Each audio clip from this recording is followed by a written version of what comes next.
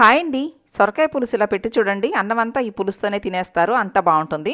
First ప్యాన్లో 2 స్పూన్ల oil పోసి ఆయిల్ హీట్ అయిన తర్వాత ఆవాలు జీలకర్ర వేసుకోవాలి. చిటపటమన్న తర్వాత పొడవుగా కాస్త పెద్ద కట్ చేసుకున్న ఉల్లిపాయలు వేసి 2 ఎండుమిర్చి వేసి ఈ వేగనవసరం లేదండి, మగ్గితే సరిపోతుంది. ఇప్పుడు ఇందులో ఒక రెమ్మ కరివేపాకు, 1 స్పూను అల్లం వెల్లుల్లి పేస్ట్ వేసి ఇప్పుడు ఇందులో మీడియం సైజుగా కట్ చేసుకున్న సొరకాయ ముక్కలు వేసుకోవాలి. కాస్త లేత సొరకాయ అయితే బాగుంటుంది.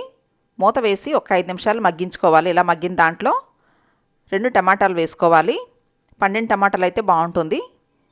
చిన్న స్పూన్ పసుపు, రుచికి సరిపడా ఉప్పు వేసుకోవాలి.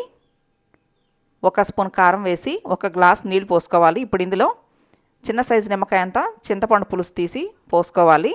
ఈ పులుసులో కొంచెం బెల్లం వేస్తే రుచి మాత్రం చాలా చాలా బాగుంటుంది. ఈ సొరకాయ పులుసు మీకు కూడా నచ్చింది కదూ? అయితే మిస్ చేయకుండా లైక్ చేయండి, షేర్ చేయండి, నా ఛానల్ని సబ్స్క్రైబ్ చేయండి.